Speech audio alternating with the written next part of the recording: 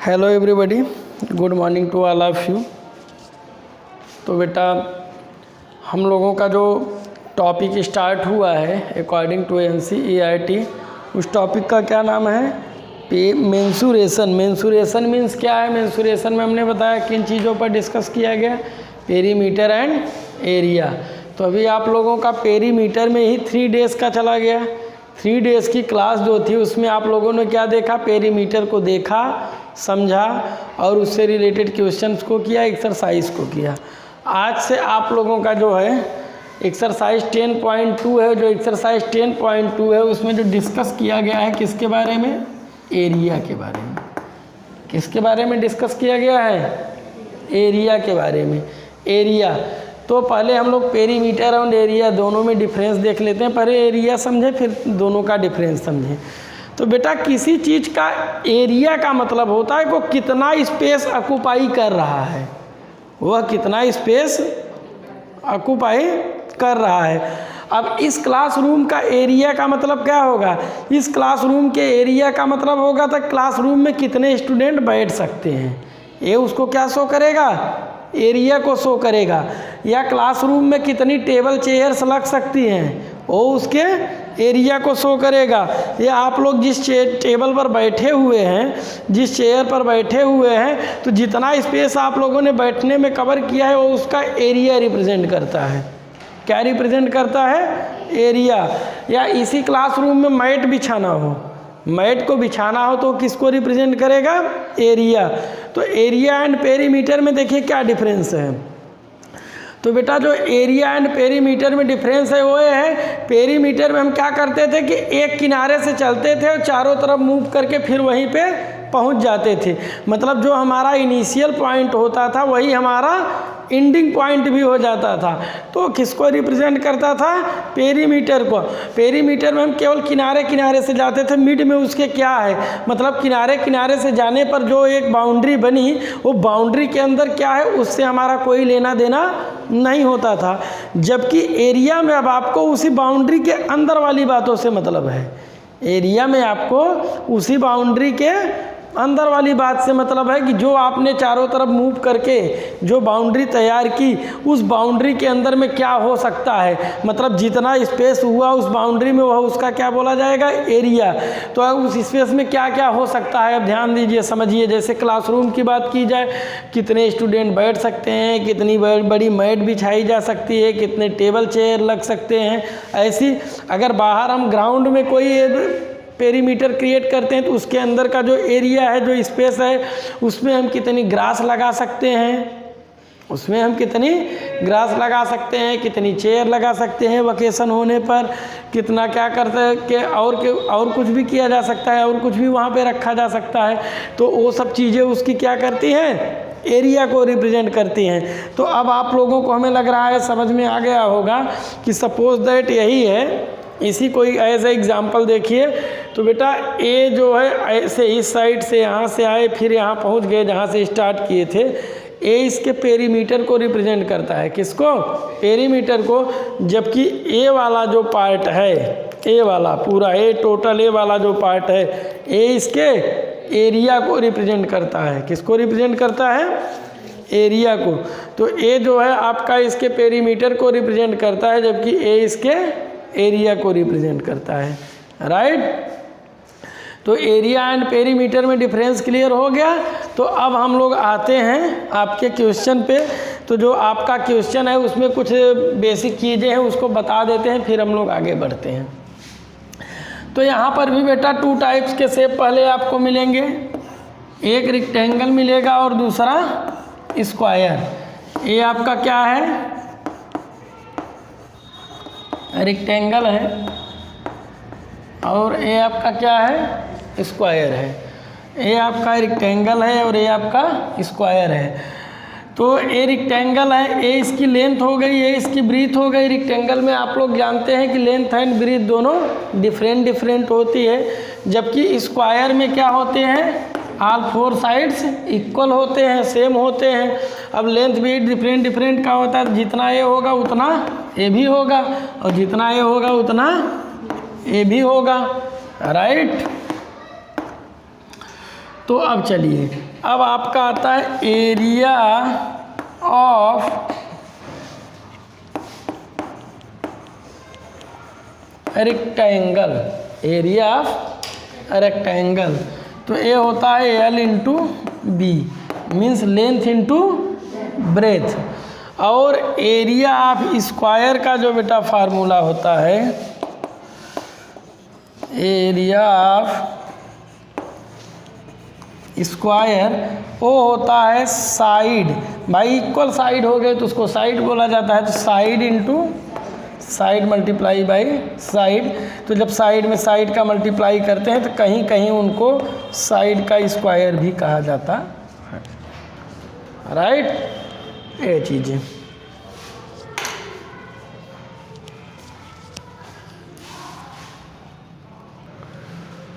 तो बेटा अब हम लोग आते हैं आपकी एक्सरसाइज पे। जो एक्सरसाइज है वो 10.2 है और एक्सरसाइज का क्वेश्चन फर्स्ट कह रहे हैं कि find the area, find the मतलब एरिया आप लोगों को बताना है of the following figures bye counting square. Square को काउंट करके ये जो फिगर है इसका एरिया आप लोगों को बताना है।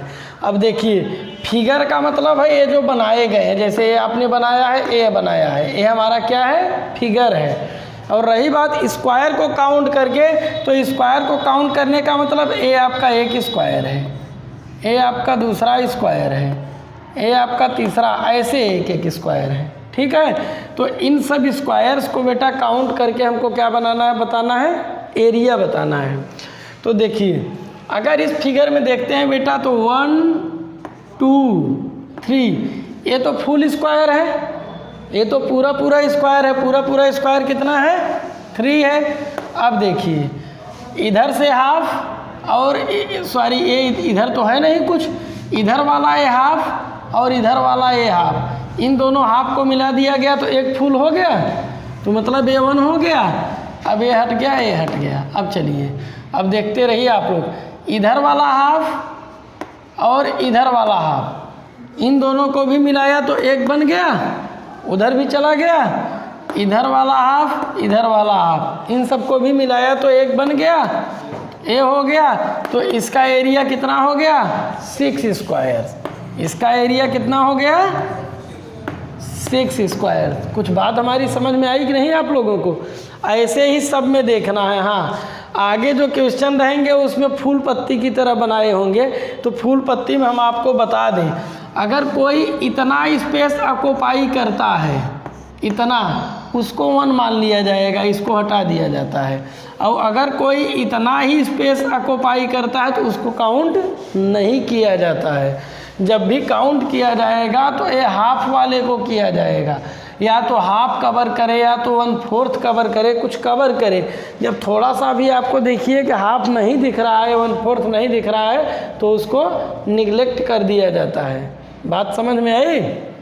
अब ए वाला देखिए, इसमें एक स्क्वायर, तो ए कंप्लीट है, ए कंप्लीट स्क्वायर है, ए कंप्लीट स्क्वायर है, ए कंप्लीट स्क्वायर है, मीन्स 4 तो आपका क्या हो गया, कंप्लीट स्क्वायर हो गया। इसके बाद में आपका ए हाफ ए वाला और हाफ ए वाला, इन दोनों को मिला दिए तो 1 हो गया, कितना हो गया, 5 हो गया। और इसके बाद में हाफ ए वाला और हाफ ए वाला, इसको भी कर दिए तो ये क्या हो गया, 6। तो इसका भी क्या हो गया, 6 स्क्वायर। ऐसा फिगर था कि दोनों में 6। तो ऐसे ही आप लोगों को इन क्वेश्चंस में काउंट करके करना होगा, राइट। फूल पत्ती वाले में हमने बता ही दिया, जब तक हाफ कुछ न दिखे तब तक उसको कैलकुलेट नहीं किया जाएगा। अगर कोई पत्ती बनी है या ऐसे बनी हुई है,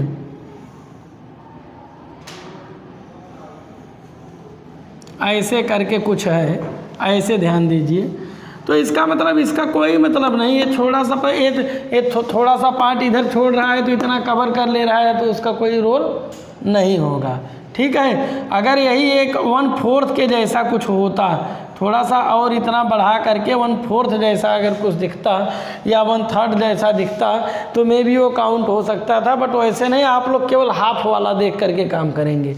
हाफ का बन रहा है तो ठीक है, नहीं बन रहा है तो उसको काउंट नहीं करेंगे। ठीक, तो ऐसे इन सब चीज़ों को काउंट करना है। अब इसके बाद हम नेक्स्ट एक्सरसाइज पे आते हैं, एक्सरसाइज 10.3। तो नेक्स्ट बेटा हम लोग आते हैं एक्सरसाइज 10.3 पर। अकॉर्डिंग टू एनसीईआरटी हम लोग चल रहे हैं। तो क्वेश्चन नंबर फर्स्ट है, कह रहे हैं find the area of the rectangle. एक चीज़ तो क्लियर हो गई कि जो फिगर्स दिए गए हैं वो कैसे हैं, रेक्टेंगल्स के हैं। फिगर कैसे हैं, रेक्टेंगल्स के फिगर हैं, उनका क्या फाइंड करना है आपको, एरिया फाइंड करना है। हुज साइड्स, और उनके साइड्स जो हैं दिए गए हैं। साइड्स देने का मतलब है लेंथ एंड ब्रीथ दिया गया है। तो रेक्टेंगल जानते हैं कि रेक्टेंगल में आपका लेंथ एंड ब्रीथ इक्वल नहीं होता है, लेंथ एंड ब्रीथ इक्वल नहीं होता है। तो ए आपका 4 सेंटीमीटर दिया गया है, ए आपका 3 सेंटीमीटर दिया गया है। तो आपका एरिया, हर कोशिश आप लोग ये कीजिएगा कि ईच क्वेश्चन में एक फिगर बना लीजिएगा। कोई स्केल से मेज़र करके थोड़ी फिगर बनाना है, एक रेक्टेंगल जैसा दिखने वाला फिगर बना लेंगे सीधा सीधा, मेज़र नहीं करना है स्केल से। तो अब ये आपका आया एरिया ऑफ रेक्टेंगल, तो इज इक्वल क्या होगा, एल इंटू बी। तो ये हो जाएगा 4 सेंटीमीटर बाई 3 सेंटीमीटर, तो ये क्या हो जाएगा 12 सेंटीमीटर स्क्वायर, 12 सेंटीमीटर स्क्वायर। या तो इसको सेंटीमीटर स्क्वायर रख कहते हैं, अदरवाइज कहेंगे स्क्वायर सेंटीमीटर। क्या कहेंगे, स्क्वायर सेंटीमीटर, राइट, ऐसे कहेंगे। अब इसी क्वेश्चन का सेक्शन जो बी है बेटा, इसी क्वेश्चन का सेक्शन बी, तो वो आपका है 12 मीटर एंड 21 मीटर है। तो ऐसे फिगर बना लीजिए आप। ये आपका 21 मीटर हो गया, ये आपका 12 मीटर हो गया। तो यहाँ पे आपका होगा area of rectangle is equal L multiply by B, means 21 metre multiply by 12 metre. तो ये आपका आ जाएगा 12 1 जा 12, कैरी ऑन 1, एंड 12 2 जा 24 में 1 ऐड कर देंगे 25, ये मीटर स्क्वायर। मीटर, तो या तो मीटर स्क्वायर रखिए, या तो मीटर स्क्वायर के प्लेस पे स्क्वायर मीटर ऐसे रख लीजिए, ऐसे, दोनों का मतलब सेम ही हुआ। ठीक है, तो ऐसे आप लोगों को एरिया फाइंड करना होगा। कोई डाउट है क्या? नेक्स्ट बेटा आपका क्वेश्चन नंबर 2 है, और जो क्वेश्चन नंबर 2 है उसमें वो कह रहे हैं find the areas of squares. अब यहाँ पे जो एरिया फाइंड करना है वो किसका फाइंड करना है, स्क्वायर का एरिया फाइंड करना है, जिसकी साइड्स दी गई है। हुज साइड्स आर, जो साइड्स दिए गए हैं। तो है बेटा 3 क्वेश्चन, हम कोई एक बता देंगे। तो एक है जिसमें आपका जो साइड दिया गया है वो कितना है, 10 सेंटीमीटर है। साइड आपका कितना है, 10 सेंटीमीटर है। तो हमने आप लोगों को बताया पहले हम एक छोटा सा रफ फिगर बना लेंगे स्क्वायर का। तो ये हमारा स्क्वायर का फिगर हो गया, ये हमारा सपोज दैट ABCD स्क्वायर हो गया। तो इसमें सब का सब कितना है, 10 सेंटीमीटर का,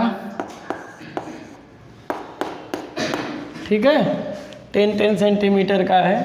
तो ये आपका जो हुआ area of square is equal क्या हो जाएगा, साइड मल्टीप्लाई बाई साइड। तो यहाँ पे है 10 सेंटीमीटर साइड, यहाँ भी है 10 सेंटीमीटर साइड। तो ये आपका कितना हो गया, 100 सेंटीमीटर स्क्वायर। और इसी को क्या कहते हैं, 100, इसी को 100 सेंटीमीटर स्क्वायर और 100 square centimetre square CM, right. तो आप दोनों में से कुछ भी लिख सकते हैं। तो ऐसे ही आप लोगों को करना होगा। बात समझ में आई?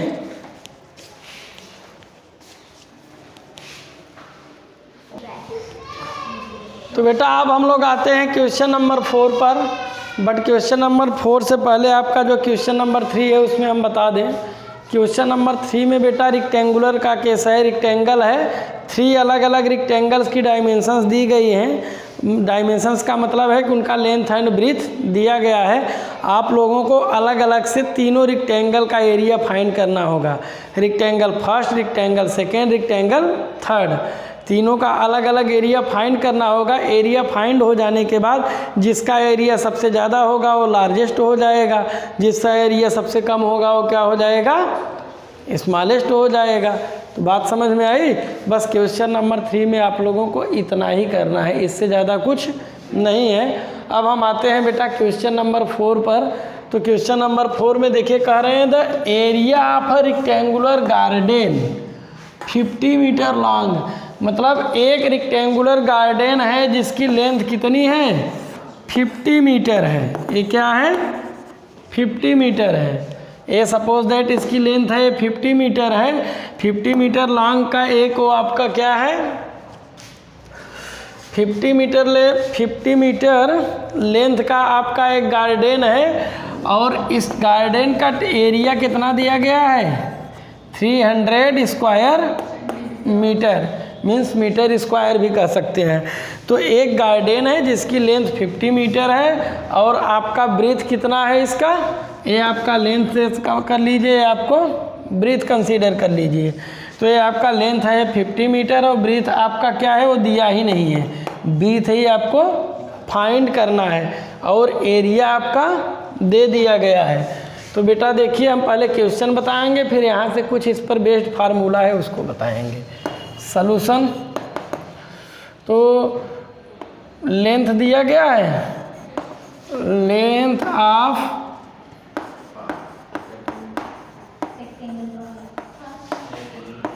रेक्टेंगुलर गार्डन इज इक्वल क्या है, 50 मीटर है। तो एरिया ऑफ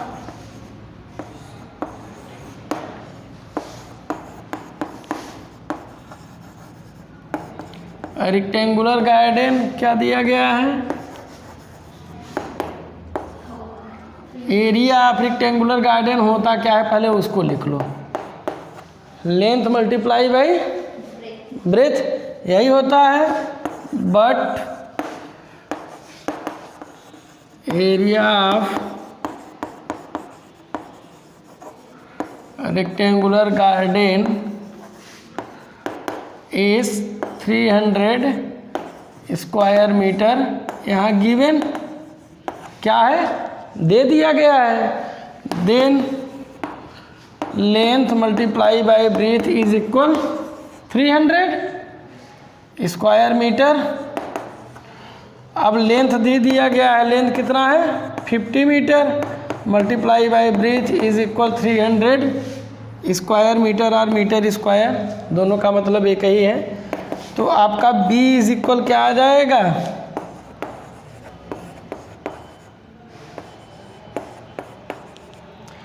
तो ये हो जाएगा इतना 5 6 जा मीन्स 6 मीटर। ठीक है, ब्रेथ कितना आ गया हमारा 6 मीटर। अब यहाँ से बेटा एक चीज़ तो क्लियर हुई, ब्रेथ हमारा ये कितना हो गया 6 मीटर हो गया।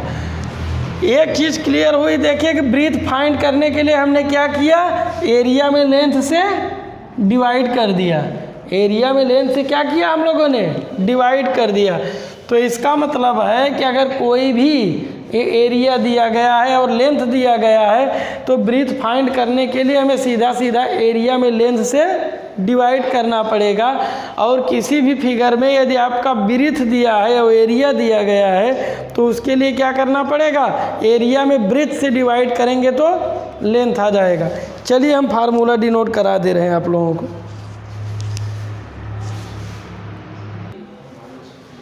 तो बेटा हम आप लोगों को फार्मूला बता दे रहे हैं, देखिए एरिया ऑफ रेक्टेंगल तो इज इक्वल क्या होगा, लेंथ मल्टीप्लाई बाई ब्रेथ। ठीक है, उसके बाद में लेंथ ऑफ रेक्टेंगल तो ये क्या हो जाएगा एरिया अपान ब्रेथ, ठीक है। और यदि आपका ब्रेथ ऑफ रेक्टेंगल की बात की जाए तो ये आपका हो जाएगा एरिया अपान लेंथ। तो ऐसे ही जब भी आपका क्वेश्चन बनेगा तो ऐसे ही रहेगा, या तो लेंथ एंड ब्रेथ दिया है तो एरिया फाइंड करने को बोलेगा, या तो एरिया एंड लेंथ दिया है तो ब्रेथ फाइंड करने को बोलेगा, अदरवाइज आपका एरिया एंड ब्रेथ दिया है तो लेंथ फाइंड करने को बोलेगा। तो इन्हीं थ्री में से कोई एक टाइप देगा। इसके बाद में अब कुछ इतने के बाद में जो आगे क्वेश्चंस आएगा कुछ इस ढंग से हो सकता है कि इस एरिया में हमें ग्रास लगवाना है, 1 मीटर स्क्वायर एरिया में ग्रास लगवाने का खर्च इतना है, तो टोटल एरिया में ग्रास लगवाने का खर्च क्या आएगा। कुछ इस ढंग से भी आगे क्वेश्चन हो सकते हैं। तो आगे जब हम लोग आएंगे तो देखेंगे। आज बेटा यहीं तक। आज के लिए जो आप लोगों का HW है वो है एक्सरसाइज 10.2 एंड एक्सरसाइज 10.3 से क्वेश्चन नंबर 1 2 3 4 5, ठीक है। इतना प्लस RS अग्रवाल से रिलेटेड एक्सरसाइज, इतना आप लोगों का क्या रहेगा, HW रहेगा आपके लिए। इसके बाद मिलते हैं कल। Okay, thanks.